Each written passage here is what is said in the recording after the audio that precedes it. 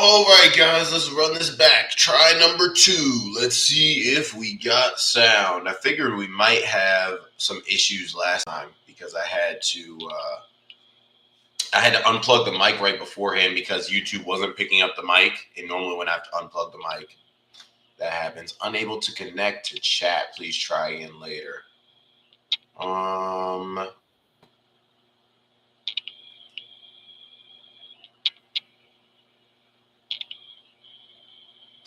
Let me see. Unable to connect to chat. Please try again later.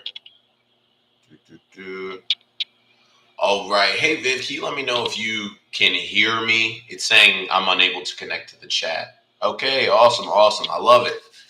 Yeah, there we go. I figured we might have sound issues last time because I tried to use the mic and YouTube wasn't picking it up, so I just unplugged it. And normally it doesn't like when I do that, and this time was no different. But I'm gonna dive in right now because I don't want us to be late to getting to the good stuff, right, with the Loom video. So basically, all they're talking about is oil prices having crossed $90 per barrel. That's the first story. For the first time since November 2022, and it's sending ripples through a lot of different parts of the economy. This was caused by recent production cuts in Saudi Arabia and Russia, which we talked about yesterday. I'm really kind of paraphrasing here so we can move through pretty quickly. After remaining below $80 per barrel for most of the year, WTI crude broke above that level in the summer and has soared over 17% over the past 3 weeks, helping to raise costs on everything from transportation to manufacturing. Now we know here, we got the CPI data, and that was worse than expected. Really, we had a huge increase in terms of consumer prices in August, the largest in more than a year, and that was driven by a nearly 11% increase in retail gasoline prices. So I don't have to tell you guys because that's something that you see at the pump.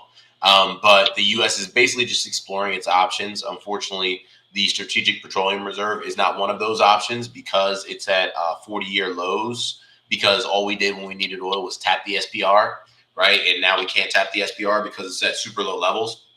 So if crude, tops $100 a barrel, then the Biden administration would likely consider additional releases. But until then, there's some other options to consider. And those main options are really just cutting deals and easing restrictions on exports from places like Iran and Venezuela. And the reason why we have those restrictions is because those, countries don't really do great things. Iran's trying to develop nukes still. And Venezuela has a ruler that beheads people. So at the end of the day, when push comes to shove, we need oil, so we make deals with who we have to make deals with. But it's not pretty. Let's see here. In terms of commentary, we're not seeing peak oil, but a significant decline in supply growth. Producers are rapidly declining tier 1 drilling services. They focus on free cash flow instead of production growth and reward investors through dividends and buybacks. They have learned their lesson, especially in an environment where new climate movements want to put big oil out of business. So XLE is something that we talked about yesterday during the Q&A session. So we got like a good little technical breakdown of XLE. It's something that we're watching, something that, is on watch here this morning and going into today as a possible opportunity. So I'm excited to see how that shapes up, right, and where we end up with that. But we went over that yesterday and we're pressed for time, so I won't go deeply over that this morning. In terms of automotive news here on strike, the United Auto Workers has gone on strike against the Detroit 3 after employees' four-year contracts with the companies expired at midnight. Around 13,000 auto workers went on strike at 3 factories owned by General Motors, Ford, and Stellantis, marking the first ever simultaneous strike. So this is something that we talked about. That strike came to fruition. Ford was something that I talked about yesterday on the pre-market session, right? Ford, that hourly bear flag, that ended up firing, right? If you tuned in, you took advantage of those simple instructions, you got paid, which is one of the beautiful parts of being here for the pre-market prep session. The walkouts will halt production of popular vehicle models, including the Ford Bronco, Jeep Wrangler, and GMC Canyon, sending shares of the Detroit 3 into the red before the bell. So, right, that's still looking like a nice, fun, viable option headed into today, right? Because as these strikes typically aren't resolved very quickly, so if if this remains kind of when we come into next week, this is something where we could really see that negative sentiment start to cascade here for these vehicle producers. So something to keep an eye on there. Ford, GM, Stellantis, right? Looking at those guys for puts, right, to take advantage of this strike. You want to see typically some type of technical impetus or some type of technical reason, technical meaning the charts, for why you're making a move, right? So you want to see that manifest as well. But overall, just sentiment is not very good. The whole thing is that if the strike does end, then these things probably run up. So let's say they do get it done over the weekend, these stocks are good and probably green by Monday. But if they don't, and we head into next week, and so far strikes haven't been like ending soon. So also based off of just the rhetoric around it, if you rewatch what we talked about yesterday, the rhetoric around it is not positive. Doesn't sound like anyone is even close, and it sounds like they're still in the pointing finger stage of you're not even coming to the table with real negotiations here, like with real input. You're just kind of you basically they're nowhere close to a deal. So I wouldn't really worry about this being put to bed over the weekend. In terms of IPO exuberance, ARM Holdings closed up nearly 25% on Thursday, reaching a valuation of nearly $68 billion. I feel like that's not crazy for IPO runs, like really not crazy at all. Kava did crazier than that, and they literally serve Mediterranean bowls. So, yeah, I'm not impressed, ARM, not impressed at all. But yeah, especially given the fact that you're in the semiconductor space, like semiconductors go crazy. Let's see here.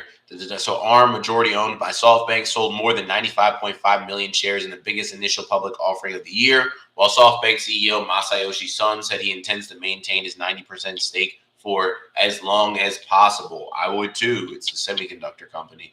Not everyone is that confident. Investing group leader Stone Fox Capital warned that living up to lofty expectations following the hot IPO is nearly impossible, drawing comparisons to Rivian's $12 billion IPO and the over 80% decline in stock price since its debut. I do think there are material differences between ARM and Rivian, especially given the issues that Rivian runs into while trying to compete with Tesla. And I get it, ARM is coming in having to compete with Nvidia, but they're in a sector that is like in much hotter demand. Yes, EVs are in like high demand and they're hot, but not as much as computer chips are, especially with this AI bubble and the AI race underway. So yeah, do I still think ARM will come down from where it is? Yes. Do I think it'll drop 80% like Rivian did? No. In terms of media news, possible sale, media mogul Byron Allen made a $10 billion offer to Disney, ticker DIS, to purchase the ABC TV network, local stations, as well as the FX and National Geographic cable channels. The news follows reports of Disney holding early talks to sell its ABC network and stations to broadcast group Nexstar Media, ticker NXST. Allen is expected to work with banks and private equity firms to finance a potential deal, declaring intentions to acquire TV broadcast affiliates to boost his holdings in local broadcast networks. The latest offer comes after Allen, who owns the Weather Channel, reportedly bid for BET Media. So we'll see. We know that Disney is trying to offload its assets, right? Trying to offload ESPN, offload a number of its assets. Let's see. Sorry, I ended up accidentally going back to Zoom. And this could be, the first of Disney trying to trim the fat. I think they're trying to get back to what works, kind of get out of cable and maybe dive fully into streaming and just consolidate their business. So this could be the first step of this, right? ESPN could be the next thing that gets bought. We don't know by who. Could be by Apple. That's where all the rumors were flying around. But, we'll just have to wait and see. In terms of today's markets, mixed bag, right? Let's check on SPY and see if it's still close to where we were here. No, definitely not. SPY opening significantly lower than where it was when this dropped, probably down like more so like 0.3 or 0.4 as opposed to the 0.1 when this newsletter came out.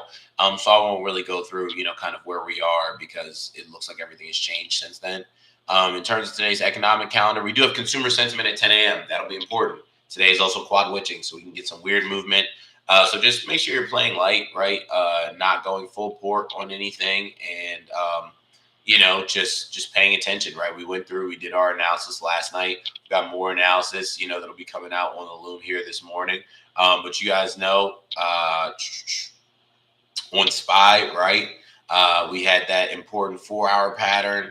So we've got things that we're watching, things that we're paying attention to, and looking to leverage as we go into today. But just make sure that you are, really on it and not wasting your time or money going crazy on quad witching day, because I'm not expecting to go crazy, and I am expecting some possible crazy movement, especially in that last hour of the day. That last hour of the day can get wild. So what else is happening? Our rapid fire bullet point rundown: staying resilient, winners and losers from the August retail sales report. Producer prices rise more than expected. Core PPI matches estimates. AT&T, ticker T, rises after backing up full year guidance for free cash flow. ECB hikes rate another 25 basis points, trims economic growth projections. Taiwan Semi, ticker TSM, tells suppliers to delay chip gear deliveries. Adobe, ticker ADBE, shares little changed after quarterly earnings beat. RTX's talks with Saudi defense firm collapse amid security concerns. Belgium to check Apple's iPhone 12's potential radiation risks. And then Google reaches settlement over location privacy. Tech rivals Microsoft, Oracle expand cloud partnership. So that's it. That'll wrap us up, put a bow on it, and take us out here for the last session of the week. I appreciate you guys for letting me know. Vivian, thank you for messaging me. I saw a few other messages too. Detrice, thank you for messaging me. I can't have YouTube up and then the newsletter up. So whenever I'm reading the newsletter, I literally don't see YouTube. So if nobody says no sound within like the first minute, I'm just off and running. But I appreciate you guys, having my back, working through it. That's what a team does, right? That's really what that's what it's. Yeah. Benjamin said thanks. Yeah, Benjamin, on the last video, you're like, oh, he's going into. Oh yeah, I was going in. I was fully diving down. But yeah, of course, thank you guys for having my back. And let's go in and have another great day in markets, right? Let's go in and execute. We've got the game plan. We know what we need to do, and we're just going to take advantage of these moves, right? September is weird movement. August and September are both weird movement, but we've been fortunate enough to be really profitable over the course of the past few days, right? In terms of the plays that we've been taking advantage of, right? Seeing profit, taking profit early, but QQQ, Apple, AMD, right? Just a number of different tickers. SPY, of course, that we've been able to kind of milk forward from yesterday's pre-market prep session. So just a number of different things, right, that we've been able to go identify, take our profit, and chill, right? And again, the tempo of the day has kind of been make your money in the morning, chill in the afternoon. It's been like 9:30 to like 11:30 or 9:30 to noon is when things are happening. 9:30 to 11. From 11 to like 3 or 2:30, things are kind of dead, and then 2:30 to close is when there's action going on. So make sure if you see trends like that happening, you factor that into your trade game plan, and you make sure that affects your expectations accordingly, right? You can execute, build your account up consistently, and not go bankrupt during these tricky months. So we've had a great week. Don't want to ruin it. Make sure we finish strong. Everybody have a great rest of your day. We'll be back here on Monday for our next pre-market prep session. Peace, people.